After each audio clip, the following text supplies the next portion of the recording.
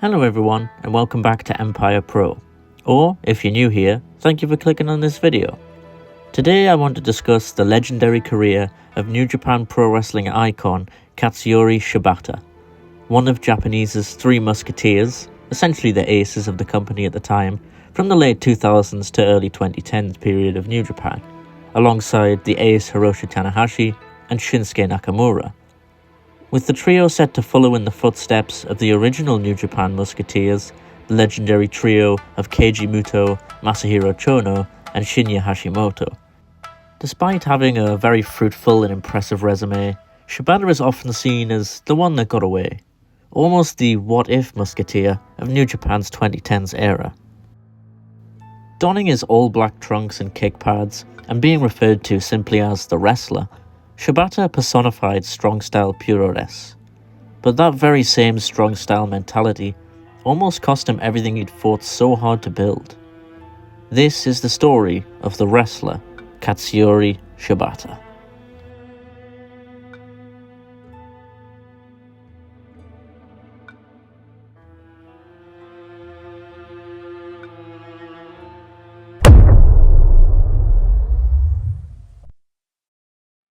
Katsuyori Shibata would make his debut in professional wrestling the hard way, arguably the hardest way there is in pro wrestling, even to this day, the New Japan Dojo. Known for its intense training methods, rigorous drills, and constant routine, the New Japan Dojo is a training program adopted by NJPW founder Antonio Inoki upon the company's inception in 1972. Having been a student of Riki Dozan, the godfather of Japanese professional wrestling, Inoki himself was a product of close tutelage and looked to implement a strict and rigorous training process that would help build the foundation of New Japan Pro Wrestling's future greats. The New Japan Dojo adopts many of the traits used in sumo wrestling training camps, such as grueling physical and mental practices, a strict recruitment process, and certain roles and responsibilities outside of simply training to become a professional wrestler. The dojo becomes a way of life for aspiring New Japan stars, and is set up in such a way as to build personality, growth, independence, as well as physical and mental fortitude. All students must also relocate to a living facility which is attached to the dojo itself. The students of the dojo will often be required to clean the dojo every day, and in between physical training exercises also, cook for the more senior wrestlers, as well as do their laundry and other tasks assigned to them by their trainers.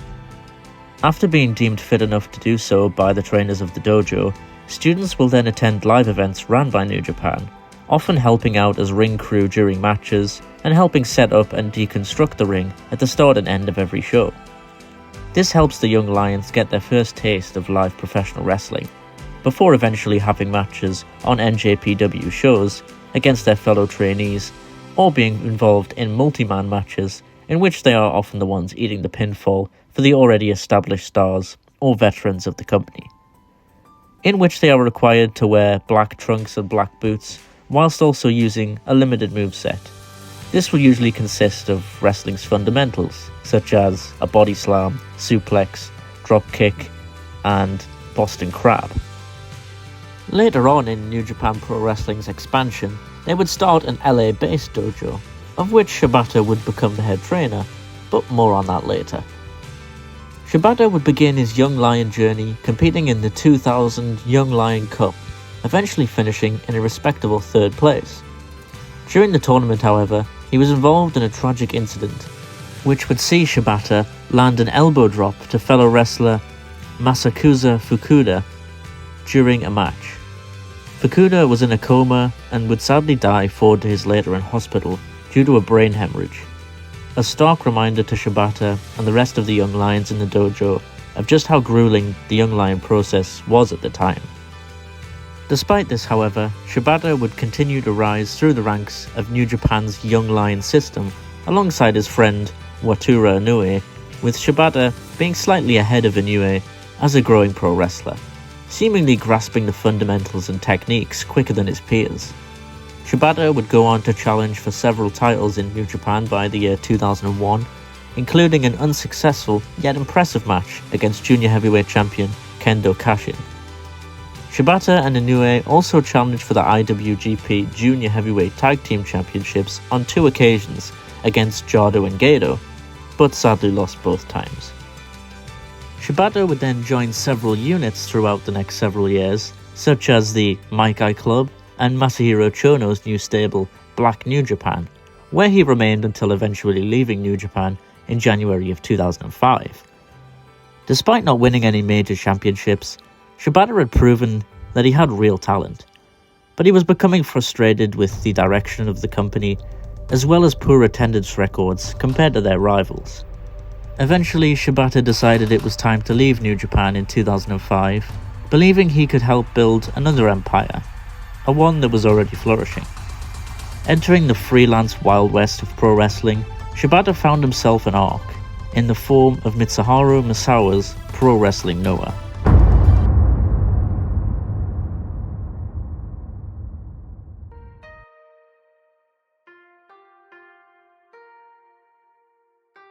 In 2005, Shibata left New Japan, becoming a freelancer and has most notably fought for Big Mouth Loud and Pro Wrestling Noah. It was in Noah where he would align with one of his friends, Noah and ROH legend Kenta.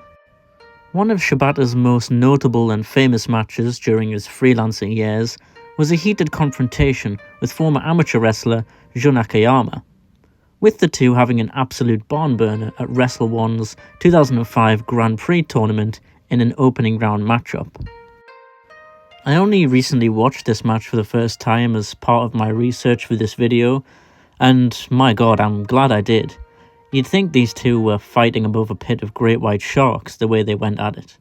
It's bloody, it's violent, and it's a sick, perverted masterclass in the brutal, strong style of wrestling, performed by two fighters rather than wrestlers, considering both men had backgrounds in other sports such as kickboxing, MMA, and amateur wrestling, as well as Jo Nakayama's time in All Japan, learning the King's Road style, certainly helped to bolster this matchup.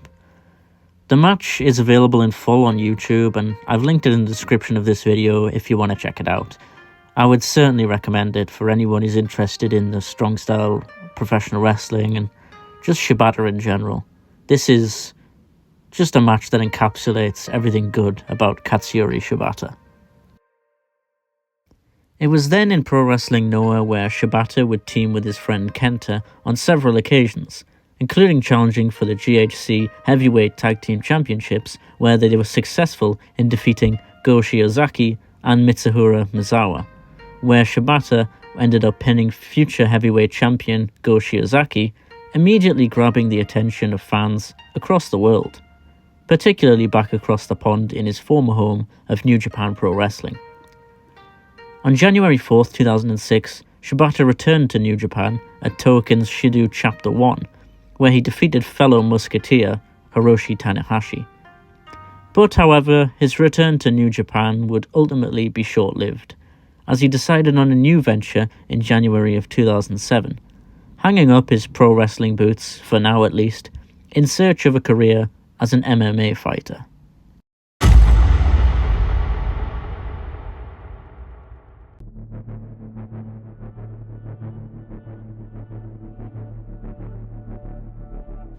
Katsuyori Shibata was an all-round athlete, and had a real passion for all combat sports, hence his transition into MMA by March of 2007, leaving the pro wrestling world behind him, for now at least.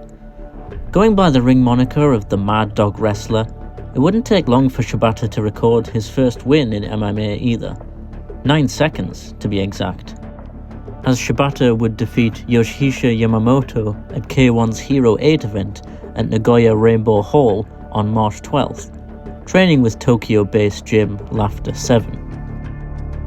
However, his bright start to his MMA career didn't seem to last all that long, as he would suffer more and more losses throughout the next months and years, with his record standing at 4 wins, 1 draw and 11 losses from his debut in MMA in 2004 until his final match on record in 2011. After going winless for almost 2 years, Shibata would score his biggest victory to date, at Dream 8's event, where Shibata would defeat Ukisha Minawa by unanimous decision. Later that year at Dream 12, he defeated fellow New Japan Pro Wrestling alumni Tokimitsu Ishizawa by TKO. On December 31st, 2011, Shibata would return to professional wrestling once again, to compete on the Inoki Gonomi Federation, or IGF, Fight for Japan Genki Desu Ka Omisaka 2011 year-end event.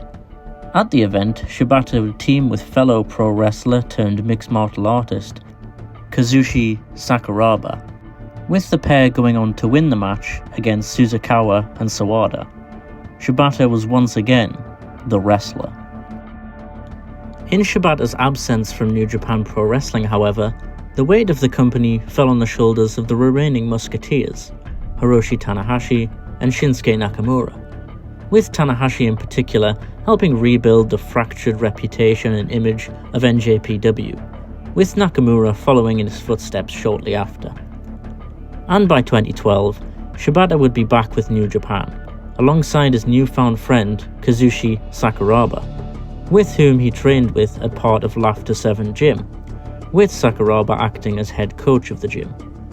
And it's safe to say, he wasn't necessarily welcomed back with open arms, with many people in the company feeling as though Shibata had come to the promotion after an underwhelming MMA career, in a period where New Japan was blossoming without him, and starting to soar to new heights without his presence. But Katsuyori Shibata was willing to prove his worth. Learning from his old, young lion days, he was willing to prove to the doubters and detractors that New Japan lion mark was forever engraved in his flesh. Shibata returned as always, black trunks, black kick pads, ready to show fighting spirit.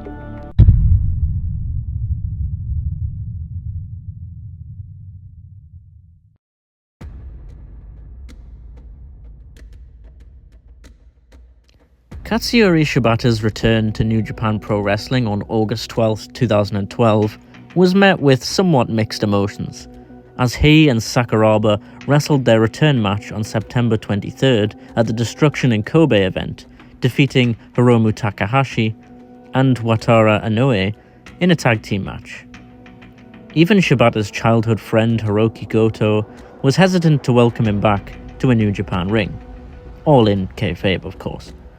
Shibata and Sakuraba, collectively dubbed Laughter 7, named after their former MMA gym, continued their winning ways at the following two pay-per-view events, King of Pro Wrestling on October 8th and Power Struggle on November 11th, 2012, both times in successful fashion, defeating the team of Togi Makabe and Wataru Inoue. Shibata and Makabe would then meet again at the New Japan's annual January 4th event, Wrestle Kingdom, with one of Japanese true loyalists, Makabe, defeating the returning so-called traitor at Wrestle Kingdom 7 in a sub-10-minute grudge match on January 4th, 2013, inside the infamous Tokyo Dome. After a brief stop-off at Pro Wrestling Noah, Shibata would return to New Japan, winning a tag match with his Laughter 7 partner, Sakuraba, against Shibata's school friend, Hiroki Goto, and his tag team partner, Wataru Inoue, on February 10th, 2013. Then on April 7th at Invasion Attack, Shibata and Sakuraba suffered their first tag team loss when they were defeated by Hiroki Goto and Blue Justice Yuji Nagata via referee stoppage, when Sakuraba was injured and unable to continue in the match. Shibata and Goto's path would once again cross, this time in a singles encounter on May 3rd at Wrestling Dontaku 2013, which ended in a draw. Then a rematch was immediately sanctioned between the two for Dominion on June 22nd, where this time Shibata was victorious over his lifelong friend. A third and rubber match would then occur on July 20th, however ended in another draw, leaving little to separate the two men. As the tension between the two men built, it was clear that Goto held a lot of resentment, in storyline, towards Shibata for leaving New Japan half a decade earlier, as Goto himself had been a New Japan loyalist throughout his career. At the same time that the new Three Musketeers had broken through, a young Hiroki Goto was slowly and quietly chipping away as a young lion in the junior heavyweight ranks, with little fanfare in an effort to reach the heights that his peers had been pegged for. In a world where it felt like Goto wasn't meant to be a top star, but he was definitely determined to be so. I've used an extremely helpful Reddit post by the user MTMXD on the Squared Circle subreddit to help narrate the storyline between Shibata and Goto, as I think the user summarizes the feud really well. In Shibata's absence, Goto had become an integral part of the New Japan roster, having a G1 Climax win to his name, and he'd become somewhat regular challenger to the top stars of the promotion, often falling to the ace of Japan at the time, Hiroshi Tanahashi. He had worked extremely hard for the company despite not being thought of as quite highly as his friend Shibata once was. While his former childhood friend Shibata had simply up and left the promotion due to perceived petty issues with management, Goto became frustrated and let down by his friend. At the Wrestle Kingdom 8 event on January 4th, 2014, Shibata and Goto would have a fourth and final singles match. Hiroki Goto would beat Shibata, finally putting an end to their year-long feud. However, in the process, Shibata had finally earned Goto's respect back. Shibata had taken his first step to redemption amongst his childhood friend and other New Japan peers.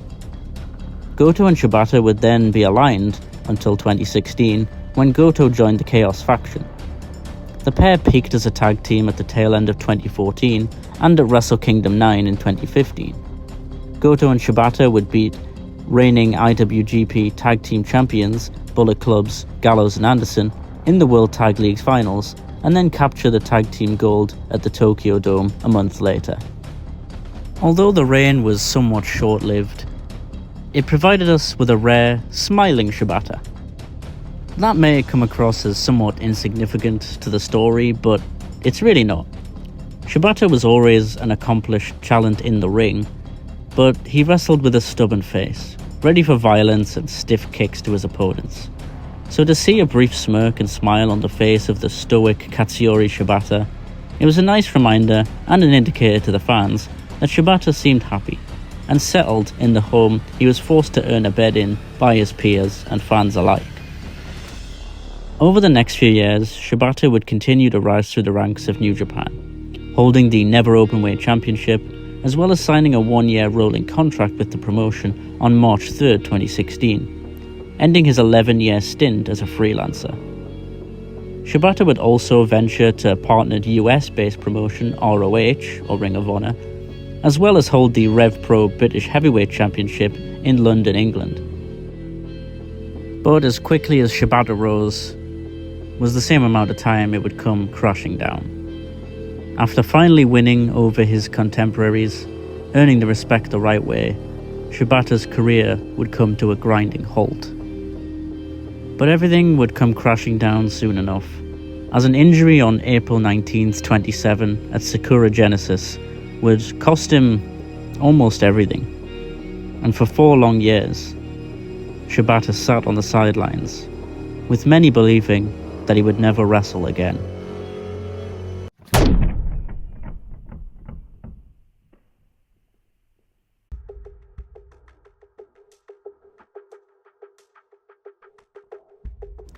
On April 9th of 2017, Katsuyori Shibata would earn one of his biggest opportunities of his career, a match for the IWGP Heavyweight Championship against reigning champion, the Rainmaker, Kazuchika Okada, at NJPW's Sakura Genesis event in 2017.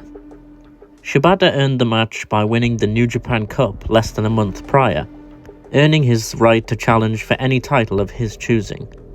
Having never won New Japan's top prize, Shibata had to seize any opportunity he could to claim it, trying to prize it away from New Japan's new golden boy, Okada.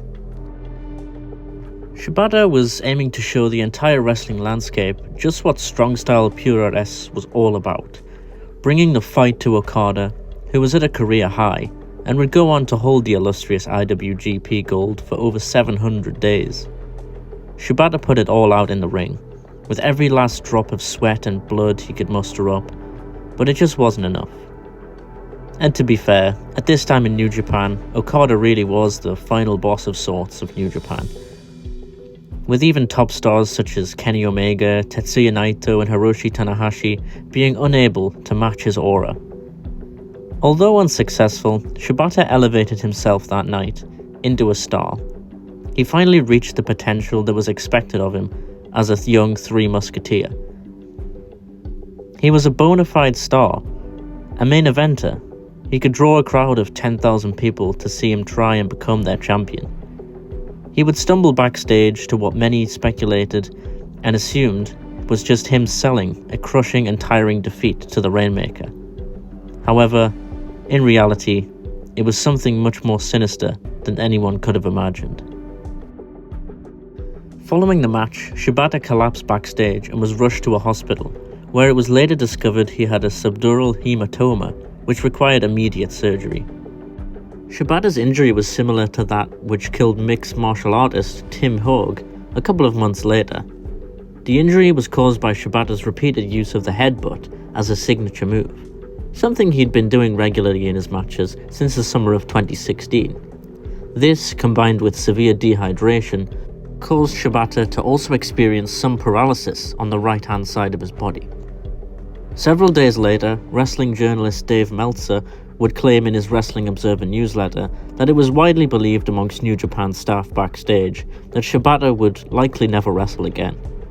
Despite this, NJPW management wanted to pay him back in some way for the service that he had been given to the company, offering him a full-time contract as a coach. Shibata would then make his first public appearance since the career-threatening injury, appearing at the 2017 G1 Climax Finals on August 13th, tearfully stating, quote, "I am still alive, that is all," end quote. On March 4th, in the midst of his recovery, it was announced that Shibata had been appointed as head coach of the New Japan's new LA dojo in California, where he trained the likes of Carl Fredericks, Alex Coughlin, Clark Connors and Gabe Kidd. On June 9th, 2019, at Dominion in Osaka-jo Hall, Shibata returned to introduce his friend and former Noah teammate, the debuting Kenta. On August 12th, on the final night of the G1 Climax 29, Kenta would join Bullet Club, resulting in Shibata rushing to the ring to fight him, ultimately ending with Shibata being beat down by Kenta's Bullet Club. This marked the first time Shibata had engaged in any physical altercation since his injury 2 years prior. At Power Struggle, Shibata was once again ambushed by Kenta during the main event of Jay White and Hiroki Goto, as he was attempting to aid his former tag partner. Another 2 years had passed, and the year was now 2021. And with footage of Shibata training in the LA dojo circulating the internet, fans started to speculate about Shibata's condition and a potential dream return to the ring. And on October 21st, they would get their wish. It was a small step in the right direction for Shibata. Almost a dipping his toe in the water type moment, if you will. But it was far more than anyone could have ever expected or anticipated. The wrestler just wouldn't die. Shibata was reborn.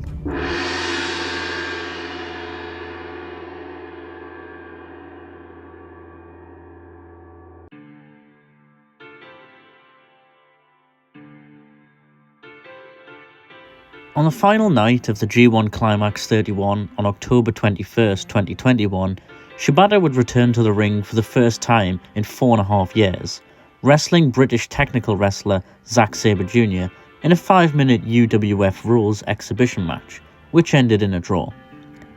After the match, Shibata spoke to the crowd and said that he feels good, and he promised the next time he steps into the ring, it will be for a regular wrestling match. On December 15th, 2021, Shibata made the announcement that he would wrestle at the January 4th, 2022 show Wrestle Kingdom 16, his first official match since April 2017. In this event, Shibata wrestled Ren Narita, an upcoming young lion who'd come through the dojo system. Katsuyori Shibata would then depart New Japan in December 2023 after signing with AEW, ending his 11-year tenure with the promotion. Believing that he wasn't going to be pushed as a big star in New Japan, with higher-ups wanting to focus more on younger talent. In October 2024, it was revealed that the relationship between Shibata and NJPW had soured due to Shibata, quote, going into business for himself by calling audibles in his Wrestle Kingdom 16 match against Narita to work the scheduled exhibition into a proper wrestling match. Shibata would then move across the pond in order to pursue a career with AEW and Ring of Honor, finding most of his success at ROH, where he was the pure champion and had several high-profile matches doing so, showing the world that the wrestler can certainly still wrestle.